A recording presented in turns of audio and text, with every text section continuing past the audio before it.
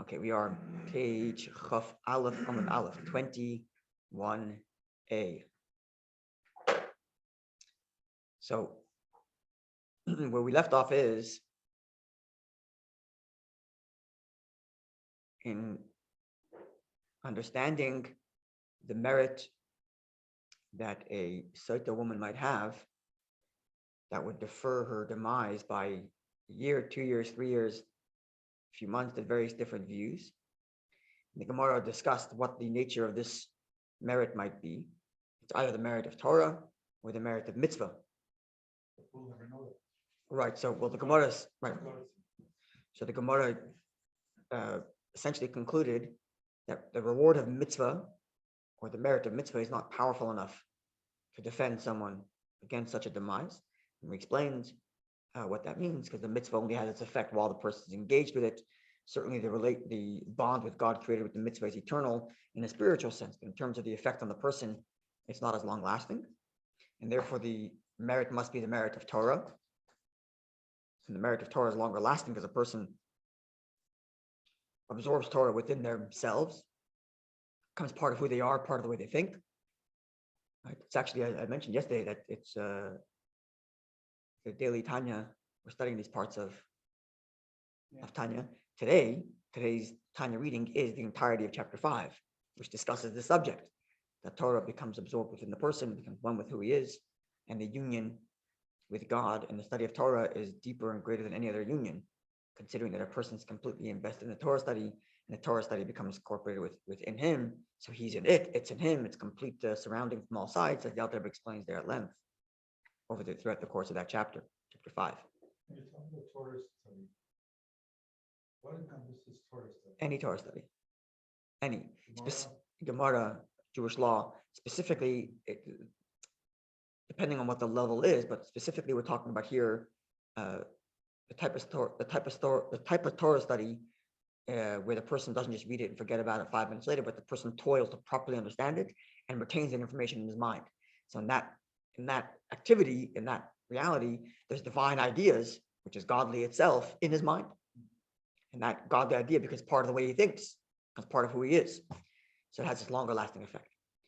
Now, the Gemara's issue with that, in terms of the Sotah woman, is that she's not obligated to study Torah. And if she's not obligated, it seemingly shouldn't have that kind of effect, not that kind of merit. That would defer punishment. And therefore, the Gemara concluded, and this is what we said yesterday. Who was it? It was Ravina told us that when she, as a mother and a husband and a wife, supports, encourages, and puts herself out to ensure that her sons grow up knowledgeable in Torah, and to support her husband as he goes to study Torah, so she essentially is part of the process. She's really Shechayel. We discussed yesterday how that what that means, and how that's demanding both on her and on the husband. That we have to live up to this relationship. So she takes partnership in the Torah study of her sons and her husband, and that's the merit that will defend her from or defer the punishment of her guilt in the Sotah. So this is where we're at. She's a Sotah woman. She's guilty. She is going to get the punishment of the waters. The punishment is deferred because of the merit of her supporting her sons and her husband's Torah study. This is essentially where we are. Is there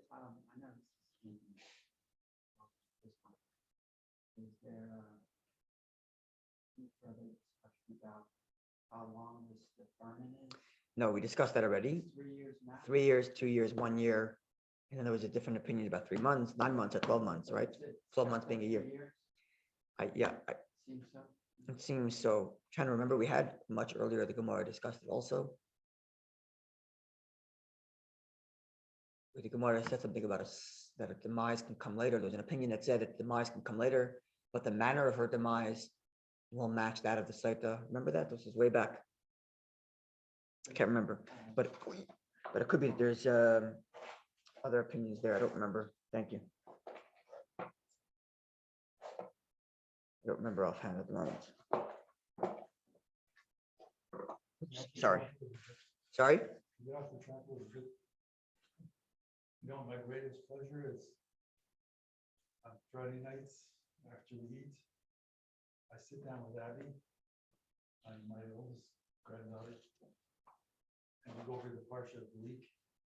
And she understands it with such It's wonderful. and then we do review. She has a book of the review of the parsha. Yeah. And she asks me questions and I answer the questions for her. The two of us. Yeah. And everybody sits there and looks. It's the greatest joy. What are these people doing? All right. Beautiful. Yeah, it's a beautiful thing. Okay, so now the Gemara goes back to something it said earlier. The Gemara told us earlier like this: that there's mitzvah, there's Torah, and there's the fork in the road. Remember this person traveling at night. The person has a candle, and the candle, which is parallel to mitzvah, only provides a certain level of protection. Specifically, the Gemara said, deals with immediate issues, thorns and thistles, ditches in the road. You can see them if you have a candle. So likewise with mitzvah, it defends one, it protects one from immediate issues. Then there is the light of day. And the light of day defends, protects against wild animals and thieves. And this is comparable to Torah study that defends against greater threats. And we suggested that perhaps what we're referring to when the Gemara says animals and thieves, it means the inner beast, the inner thief. The Torah study doesn't just, whereas mitzvah defends against external issues, distractions from the outside, thorns, thistles, and the ditches. Torah defends against internal issues as well. The inner beast is abated when a person's mind is filled with Torah ideas. But then there was a third element the Gemara mentioned, which is a little more obscure, and that's what the Gemara is going to get back to. The third element the Gemara mentioned is that it's daytime, so he's got his Torah study, he's defended against the wild animals and the thieves, but he still doesn't know which direction to go.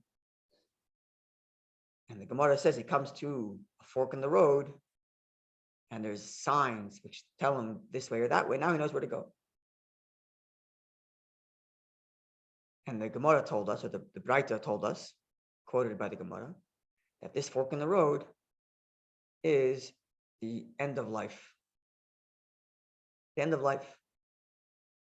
And as Rashi told us, when a person lives to the end of life, staying true to the Torah that he learned, now he knows he's in the right direction. Meaning it's a kind of implementation of what he learned. Not just learning it in the abstract, but actually applying it. And we suggested, when we learned that then, that perhaps this third element of the fork in the road is a reference to prayer, which allows for the Torah ideas to penetrate the heart. That shouldn't just mean an abstract, well, no, just grab the door, click 6. Thank you. Yeah. So that the prayer allows that the Torah study ideas, the person connects to God and his mind, but it can happen, there's cognitive dissonance. The person understands something is right, but when it comes to the fork in the road, he's still stuck. But prayer allows for the internalization of the ideas that a person learns about. This classic example, just to make the point, is a person can understand and learn that God is watching everything he does. Right? And whatever God does is for the good, because God's watching him, God's taking care of him, and yet he's still anxious about a business deal. Even though he understands and learned that everything is run by God. So why is he anxious? Because the way a person understands things doesn't automatically shape the way he feels about things. It takes a lot of work to get from the understanding in abstract to make it real to the point that it changes how I feel. This is what the Alter Rebbe refers to in chapter 3 of Tanya as Das. Chapter 17, he makes reference to that again as well. In chapter 42, again, he makes reference to this idea, which is this idea of contemplation. That after a person understands, the process of prayer is to contemplate on that which he understands to the point that it becomes real for him to feel. And this is what we suggested is perhaps this fork in the road.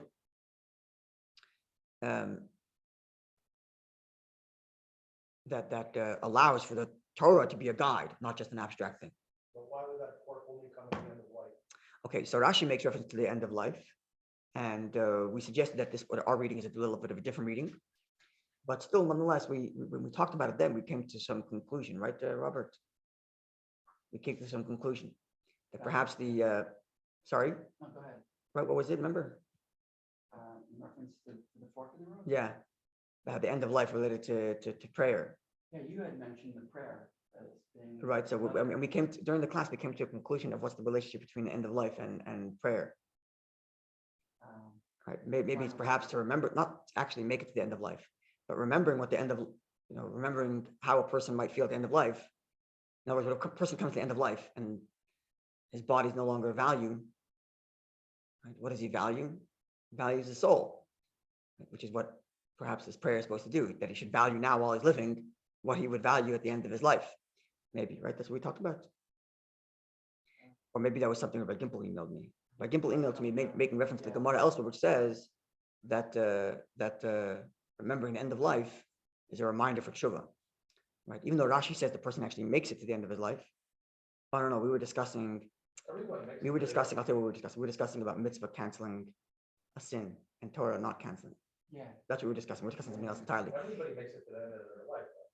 Right, but making it to the end of life while still behaving the whole time. Right? That's the way Rashi puts it. The person behaved all the way to the end of his life.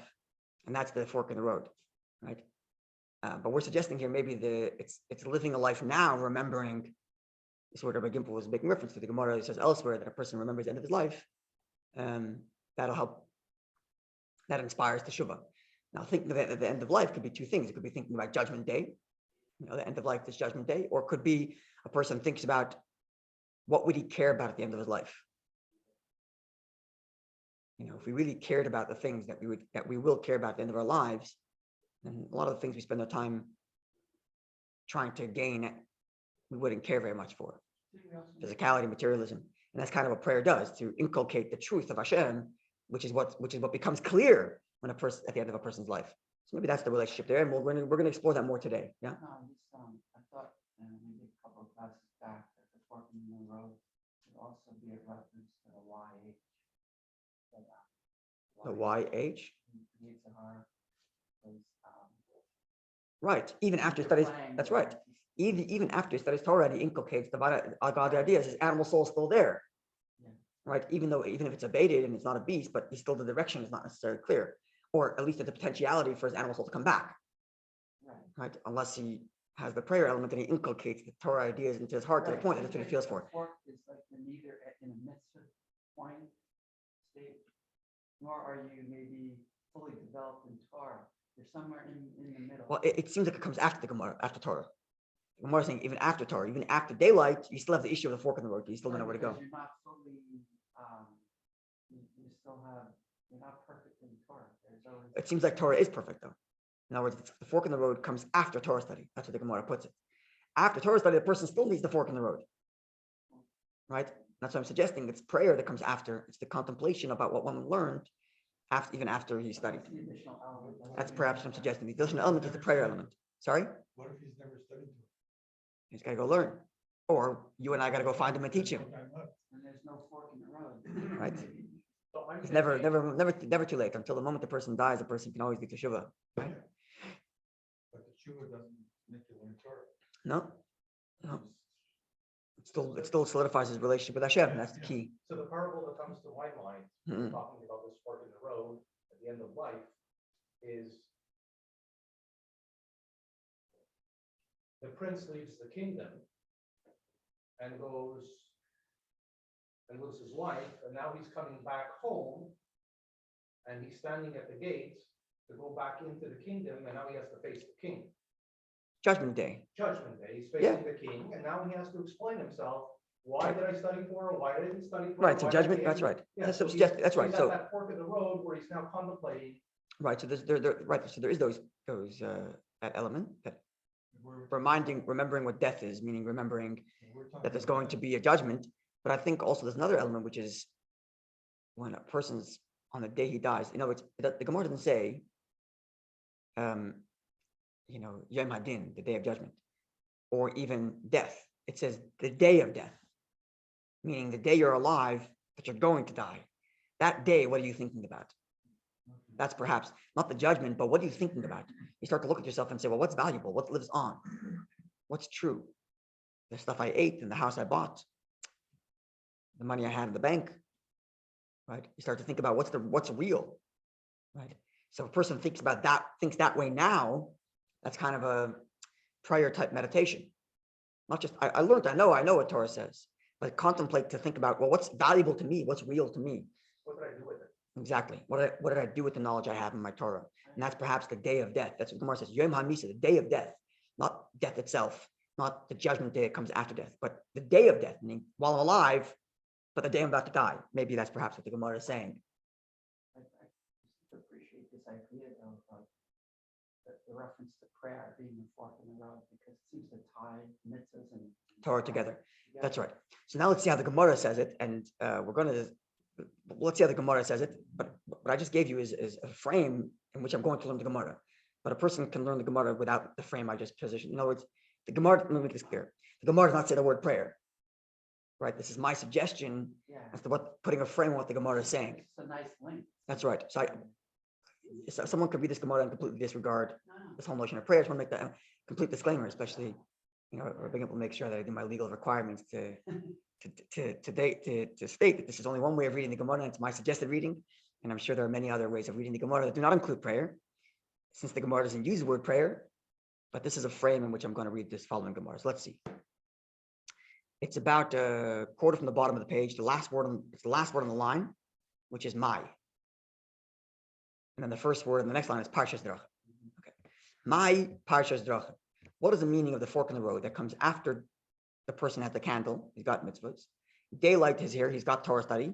And now he still doesn't know where to go. He needs the fork in the road. So Amar Rav Chizda said, Zet Talmud Chacham. This refers to a scholar, which means he has a Torah study. He's got daylight already. He's certainly got the candle, the mitzvah. So what's the fork in the road that he's getting to? What's the signage that tells him which way to go? This is Yom HaMisa, the day of death. And this is what we've been talking about until now. The day of death, as Rashi explains it, is a simple level that the person carries through. On the day of his death, he's still, all the way till the day he dies, he still maintained loyalty to his scholarship, to his Torah study. And we're suggesting a deeper reading of the same idea, that as he goes through life, in addition to his knowledge of Torah, he contemplates what's going to be valuable to me on the day I die. And obviously, the Torah study that I learned is going to be much more valuable than the money I earned or whatever else that I did in life. And thus that will help that his Torah study doesn't remain abstract, but actually becomes his post signs in life of how he behaves and how he lives and how he feels. It helps him inculcate that which he has learned, to personalize it. Torah study is the only thing that can help his neshama. That's right, but he also has to have that extra element, the day of death, right? The fork in the road. Oh yes, in that sense, that's right. Because he's thinking about his neshama at the end of life, he remembers that the Torah study and the messages of Torah are the only thing that's valuable here. And thus, as he lives his life, he'll be more true to what he learns, more connected to it on a more emotional level, not just on a cognizant level. Which leads to the next 2 points in a similar way. Again, using this frame that we're talking about prayer. Reb Nachman bar Yitzchak Amar. Reb Nachman bar Yitzchak says, what's the fork in the road? Zet Talmud Chacham. This refers to a Torah scholar, right? He's got his daylight, which is Torah study. He certainly has the candle, the mitzvahs, but now he has Yiras Chet.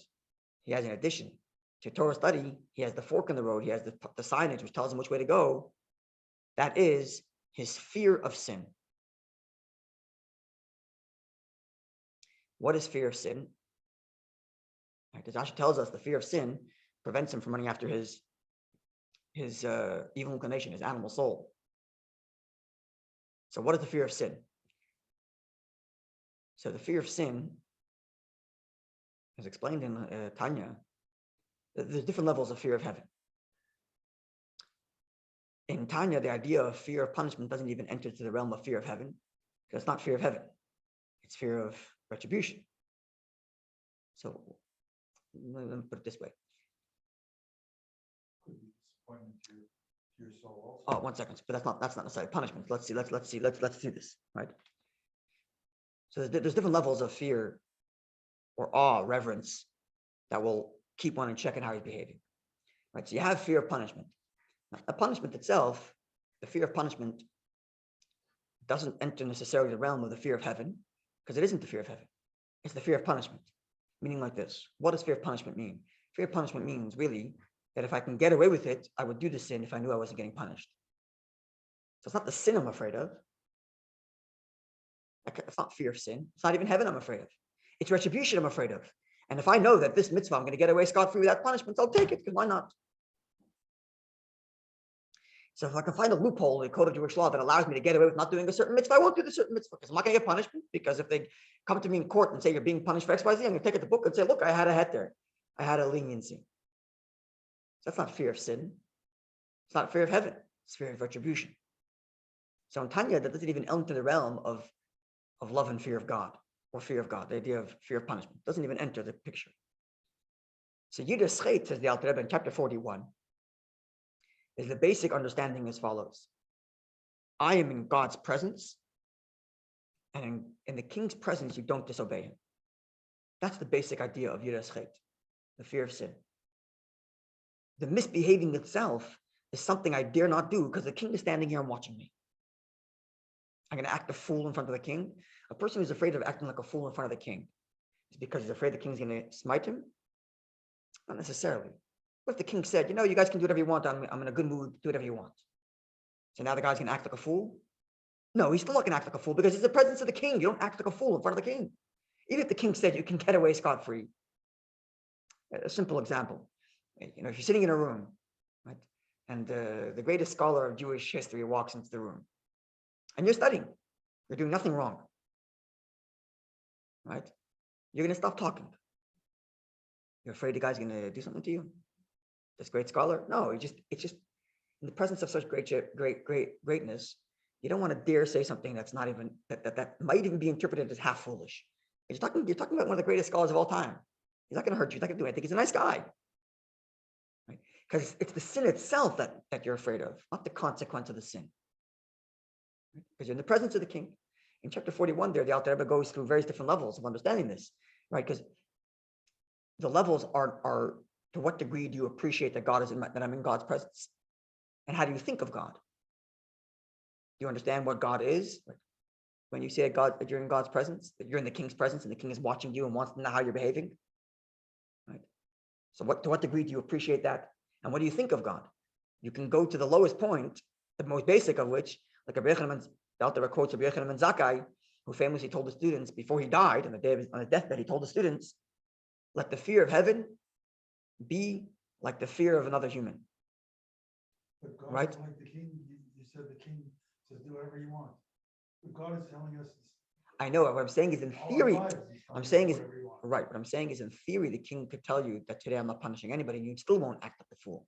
Because the issue is not retribution. The issue is you're in the presence of the king and you don't want to act like a fool. And that's what sin is. Sin is acting foolish. So in God's presence, you're going to act like a fool. And the reality is you're always in God's presence. Right? So the question is, to what degree do I feel that I'm in God's presence? And therefore I can't sin in front of God. Who would sin in front of God? Right? And the question is only to what degree do I understand that I'm in God's presence? The most basic of it is like the Alter Rebbe quotes of Rabbi Yochanan ben Zakkai, which said on his deathbed, he told the students, you should fear heaven the way you fear other people, other humans. And the students said, that's it? God's like another human? So Rabbi Yochanan ben Zakkai said, yeah. When you guys sin, you guys say, I hope no one sees me. Why do you say that? Because you don't want to be a fool in front of other people. So think of God in that same way. Even if you don't understand the grandeur of God, and you don't understand how God's the grand king, just know that he's here. On the most basic level, he is present, and he's watching what you're doing. And if he's watching what you're doing, don't act stupid. I.e., don't sin. That's the basic level of Yiras Chet, fear of sin. This, Especially when you're talking Torah. certainly. And this it would seem to me, is clearly something that's inculcated during prayer. During Torah study, a person's understanding, no, rephrase that. let's say a person studies Torah about God's presence. That isn't necessarily enough, because fear of sin isn't only a cognizant state, it's also somewhat an emotional state. It's an emotional reaction, right? It's not a cold, calculated, God's presence, I shouldn't act silly. There's a kind of an emotional reaction. In God's presence, you can't act that way, right? So I have to turn what I learned, that God is watching me, into something that I emotionally feel, oh my gosh, God's watching me, I can't misbehave. And that to me is a fear of, based on what Tanya's writing, is the fear of sin here. So this is another element. So if Chizda said it's the fork in the road is the day of death, and we're suggesting it's thinking about the day you die and what you would value on the day of your deathbed. Right? So that is a kind of, it's not a fear per se, it's somewhat even like a love, because you're thinking about what's valuable, what's good, what's worthy of pursuit. Right? So it's an act of, I want to go and do things. I also want to stay away from that which is silly, but it's based on thinking of higher value. Whereas the fear of sin is, don't be foolish. It's different than change your value set. Right? Thinking of the day of death is to change your value set. Change your value set. Stop valuing materialism and start valuing what you would value on the day you die. The soul, relationship with God. That's what you should value. Elevate your value status. Whereas this level of fear of sin is not to change your value, but at least don't act like a fool. Don't sin, because the king is watching you. This is perhaps the other element. Or this is Rabbi Nachman bar Yitzchak's version of what the fork in the road is, this fear of sin. And finally, one more element, which is like this. Mar Zutra said the third interpretation of this fork in the road that comes after daylight. So Zeh Talmud Chacham, this refers to a Torah scholar, because he's already got the daylight, he already has Torah scholarship, he's got his candle, he's got his mitzvah. But here he has a unique element, which is the Solka Leishmaita. He takes the conclusions of his study, Aliba de Hilchasa, to be applied in practical Jewish law. Rather than studying Torah merely in the abstract, learning, pilpul, or, what's the meaning of this Gemoro, what's the meaning of that Talmud, what's the meaning of that passage, and so on and so forth. But rather, he designed his Torah study to be aimed at providing practical Jewish law. So Rashi tells us. So he was the biblical version of HALACHA. Yeah, halachic decider. Yeah, Yeah. halachic decider. So the way Rashi tells us is that he merits, a person can have Torah study, and he has mitzvah, so he has no more issue with his evil inclination, but he doesn't know if he's going to merit that people will actually follow his instruction. And the fork in the road is a person who gets to the point where he teaches halacha, he teaches Jewish law, and his colleagues and other Jews accept it. Now, going a little deeper in what we've been talking about till now. Wasn't Moshe Rabbeinu the only one who almost came face to face with Hashem? Yeah. He made a fool of himself. Everybody messes up. It's part of the human condition, right? It's part of the. Acted foolish. Let's say he acted foolish. Okay, When he struck I don't want to speak on Moshe Rabbeinu because No. he's at a level whole other mind. But yes, it's true that nobody's perfect. Nobody's perfect, right? That's the human condition. That's right.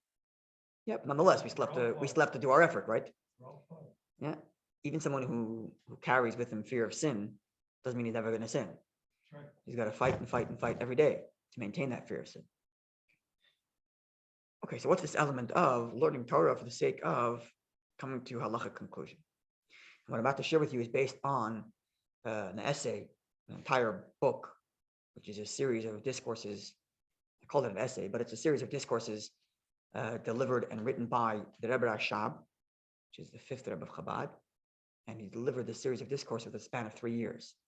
Over 3 years, he was delivering discourses one after the other consecutively, each one building off the other in one subject. So at one point, it gets into this idea of Torah study and toiling in Torah study and Torah study properly. And he explains multiple different reasons why it is that when a person studies Torah with the expressed intent that he wants to find out Torah law, his Torah study is on a whole other level.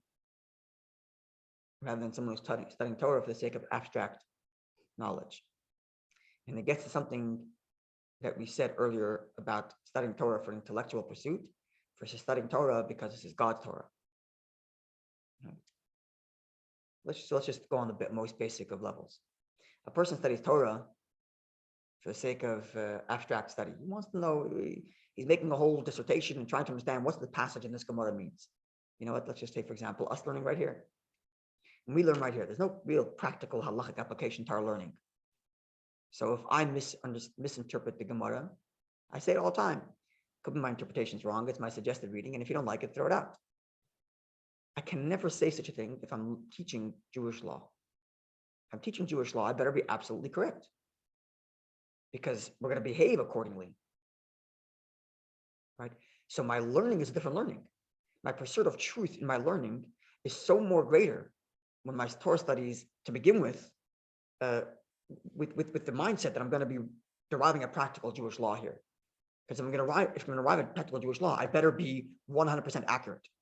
If I'm just reading a passage and getting an interpretation of a passage, okay, so I didn't get it fully right. Someone else got it more right. It's not the worst thing in the world. It's all Torah study. It's all good.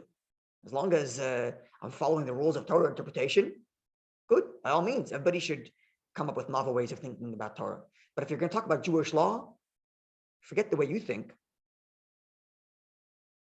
and figure out what it says. And there's the second layer. Not just that my pursuit of truth is different when I'm studying for the sake of just study versus studying for Jewish law, because I'm looking for Jewish law. I really want to know the truth. What that really means is, what's more dominant? If I'm learning because just to expand knowledge and just to indulge in Torah, which is a fantastic thing, what might happen is I get more impressed with my own thought process than the text itself.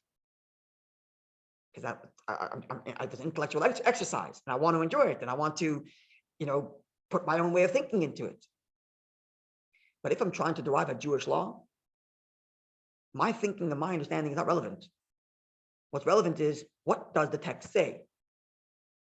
Does it say to do it or not do it? I have a different reading, and I think the Code of Jewish Law doesn't understand the Gemara correctly. Throw out my reading and do what the Code of Jewish Law says. Following? The pursuit of truth and the self-negation, putting away my preconceived ideas, putting away my limited scope of knowledge, is much more pronounced when I study for the sake of arriving at Jewish law than when I study for the sake of just study. When I study for the sake of just study, it could happen that a person leads to, trying to inject his way of thinking into the learning. Whereas when it comes to studying Jewish law, you best not do that. Put your way of thinking aside and just follow what the text says. And if you don't understand it and you don't think it's correct, too bad. The Code of Jewish Law says that's the way it is, but that's the way it is. And go break your head to figure out why it is. But you don't get to throw it out because you don't like the way it's read. So the bittul, the self-surrender to the truth of Torah, is much greater when a person studies for the sake of coming to Jewish law rather than studying for the sake of abstract knowledge, which gets to the deepest level. Why is it that a person sets himself aside and says, how I think is not relevant? What's important is what the text says, because the text says to behave or not behave. Why is that the case? The reason why that's the case is because this is God's Torah. And God's Torah invited me in to think. It's true. God in his Torah says, come in, think, put your own ideas into it.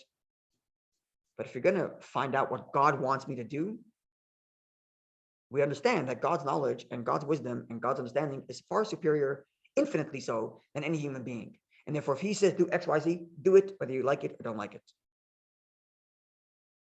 So when studying Torah, for the sake of arriving at Jewish law, there's an understanding where a person is more conscious of the fact that this is God's Torah.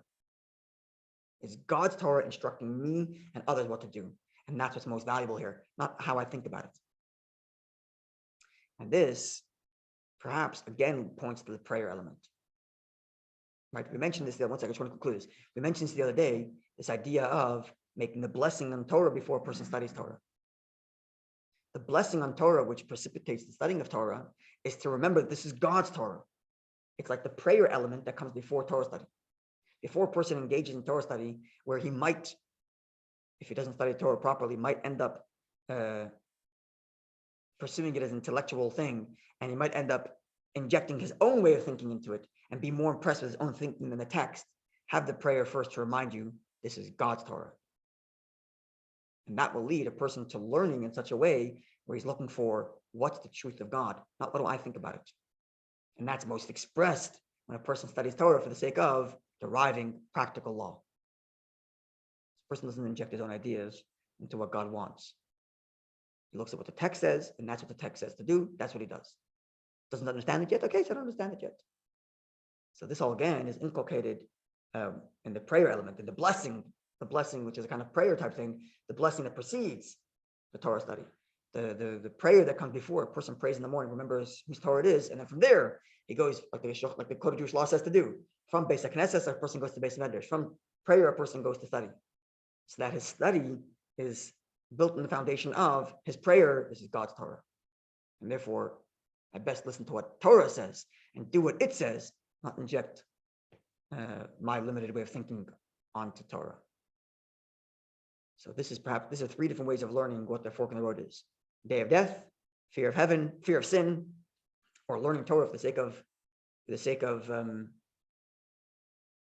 coming to Jewish law. And to me, it seems that they all come down to Torah, prayer, which allows one to meditate and contemplate and integrate godliness into his heart, not just as an intellectual exercise. And thus he thinks, what am I going to value at the day of my death? Stop valuing materialism, value the truth of what I'm learning in Torah. Fear of sin, I'm in God's presence and I best not mess up. Number three, the Torah I study is not mine. It's God's Torah. And therefore, follow the instructions of what it says. Learning Torah to find Jewish law. So perhaps three different ways that's perhaps one way to understand these three different interpretations of the fork in the road as presented by the Gemara. Okay, what do you want to say? Sorry. I was going to say that, so if you study the Shulchan, Yeah. you study it and you say to yourself, I'm not questioning anything, I'm going to follow exactly what. That's right. So I try my best to understand as best I can. Yeah. But failing that doesn't take away from the fact that this is what it says. I better do what it says because this is what God wants. So it's my issue that I don't understand. Okay, so I'm a limited human being and I don't understand everything. Fine. Maybe I'll never understand. Irrelevant. It's still what God wants. Right? It's a different kind of Torah study. I don't know why my father wants me to do this. I'm doing it because he asked me. Because he asked me to do it, and that's the end of it. I don't know why. I don't know what's his. Maybe one day Maybe one day he'll share it with me. That's right. Maybe one day, by God's grace, he'll allow me to understand everything he's saying, and maybe not. It makes no difference. It's not relevant. Right. What do you want? That's it. That's right. A whole different type of Torah study. It's a kind of Torah study that has real self-surrender to God rather than pursuit of the self. Okay, have a wonderful day, everybody. More on the subject that we mentioned earlier tomorrow about the effect of mitzvah, sin canceling mitzvah, Torah canceling. And we'll get to more on that tomorrow. Good one. Okay, wonderful day.